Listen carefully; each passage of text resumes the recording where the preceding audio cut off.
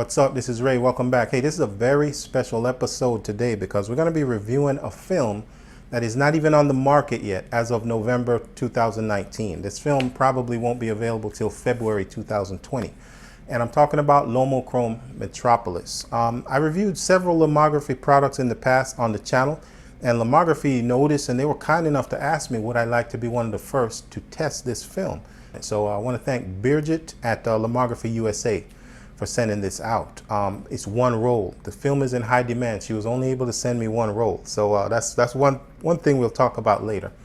But what's unique about this film is it has a unique color palette. I would call it, it looks very similar to like a bleach bypass. The colors is very muted. And another thing that's unusual is they say this film can be rated anywhere between 100 and 400 ISO. I've never seen a company say that before, so that was interesting. I wasn't sure how to shoot it because I didn't have another chance to with a second roll to follow up with. So I shot it at 200 ISO and I metered for the shadows the same way you would for Kodak Portra. And you're gonna see probably why I would do it differently next time. But yeah, if you're curious about Lomochrome Metropolis, I'm gonna show you kind of all the images I got, the pros and cons, and probably how to get the best results. So yeah, if you're curious, stick around. We're going to get right into it. Okay, this film is for gritty locations. It doesn't get more gritty than an abandoned train track in industrial Miami. So my light meter here is telling me I'm going to shoot, it's telling me f1/500 at f4. I might give it one more stop of light. I may shoot it at 1/250th at f4. So and I'm going to be focusing right there on that wooden rail part in the middle. Let's see how it works out. They say shoot this in bright sunlight, but it's cloudy today, so I'm going to use this one shot as a test to see how it looks when you shoot in cloudy conditions. Look at the colors. Look how muted they are. But look behind me. Look at the railroad signal. You notice how the color yellow pops? But all the other colors are kind of muted, like the blue of my shirt is muted, and the weeds behind me, the green is very dull. That's part of the look of this film. And when I first developed this, I was kind of trying to tweak it to bring it out, and it just made things worse. And after I reached out to Lomography and told them kind of the issue I was having, they really let me realize you don't supposed to tweak this film. You just scan it and let it look how it looks. And once I did that, I really was getting better results. So yeah, this is one of my favorite images from the roll. Look at the focus. The focus is pretty perfect, but I will explain later why I say this image could even be better. So the next thing, let's talk about some of the technicalities of this film. Okay, so when they asked me would I like to test this film, I asked if I can have it in medium format.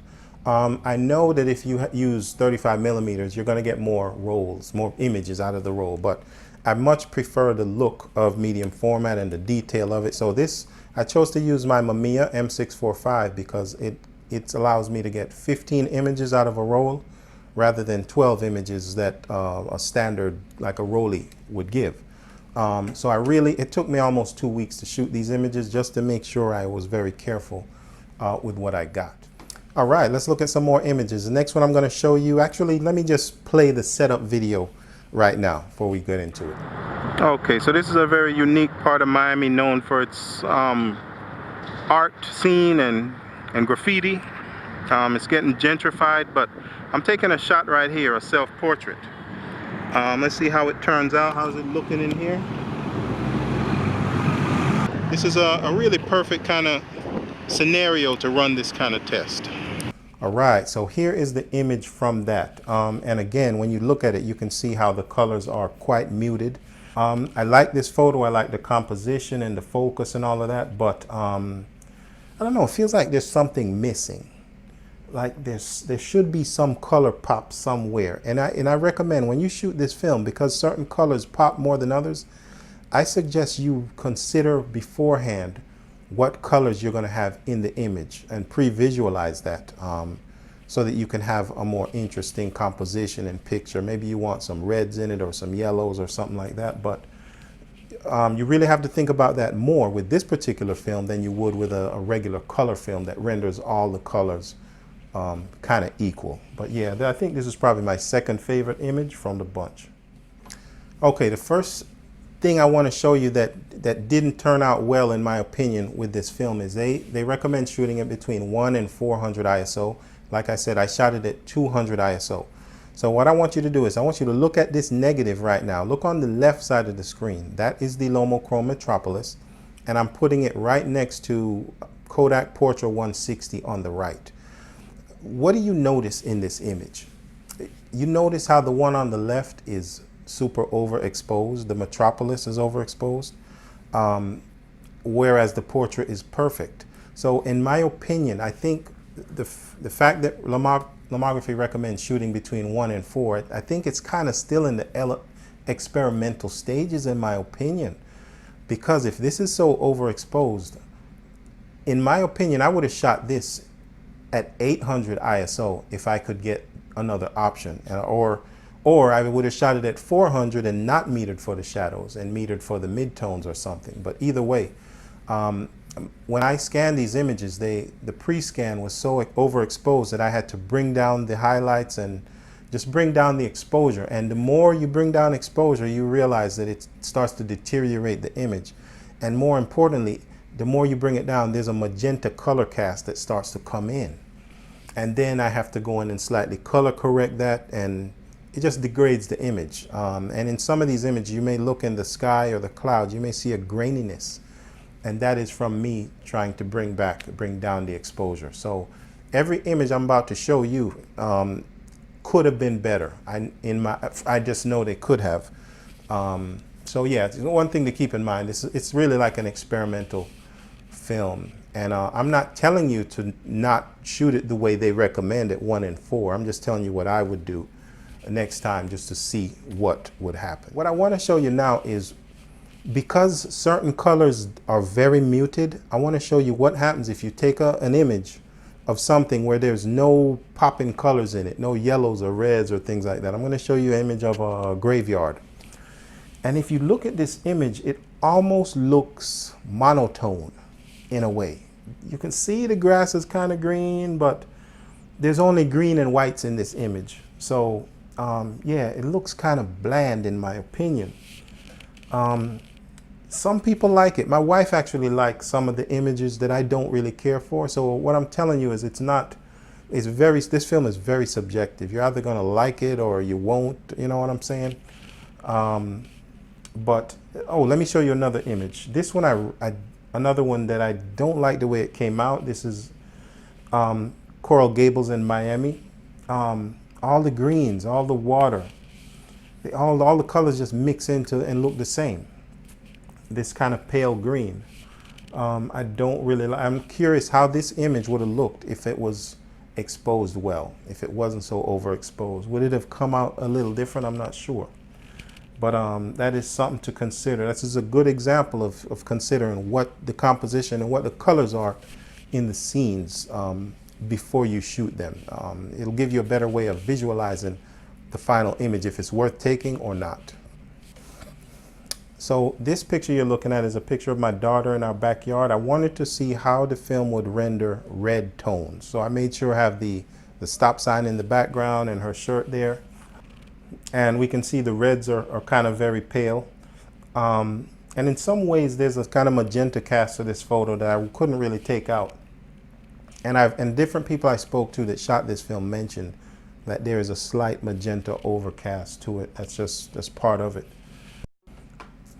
So in my testing this film, I don't know if I mentioned before, but I developed my own film. So when I got this roll, I ordered some fresh C41 color chemicals, and I developed it exactly as I normally do. And you're going to see right here me developing it.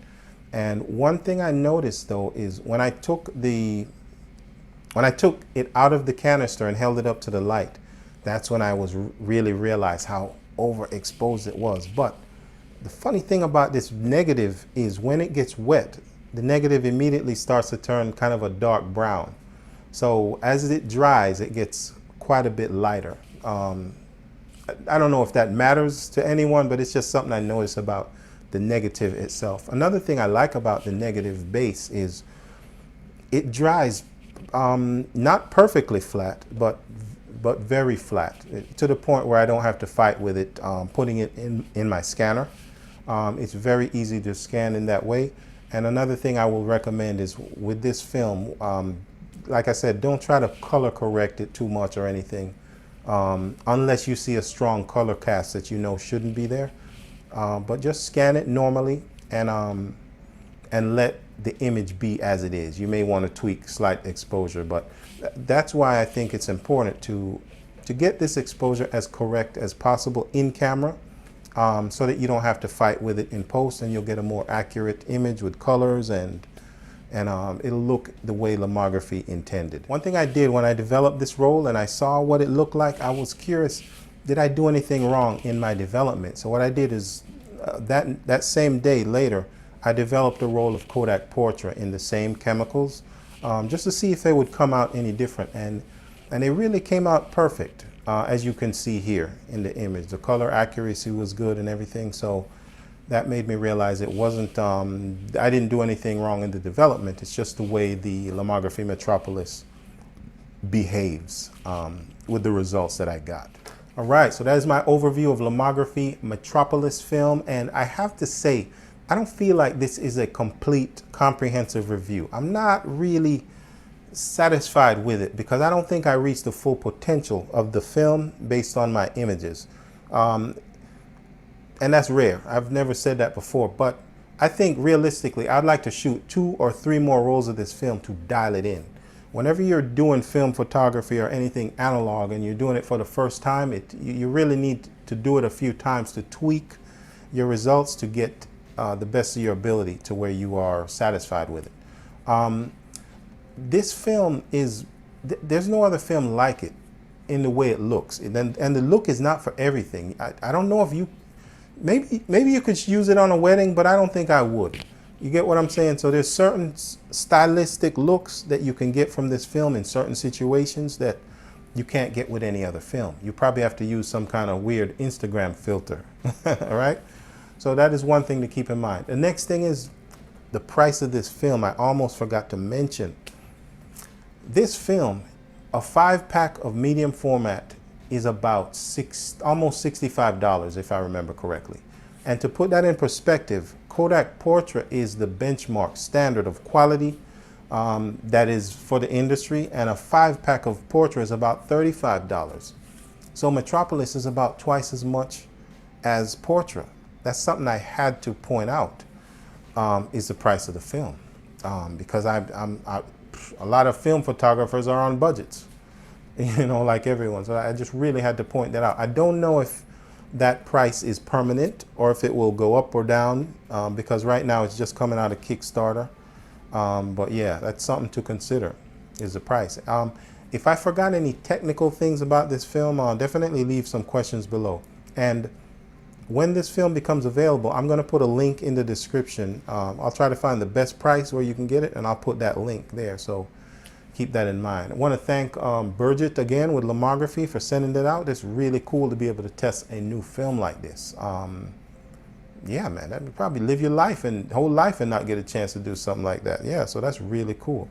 So yeah, thanks for watching, and keep in mind though, no matter what film you use, no matter what development chemicals or what you do for your analog photography, until next time, as always, keep it real.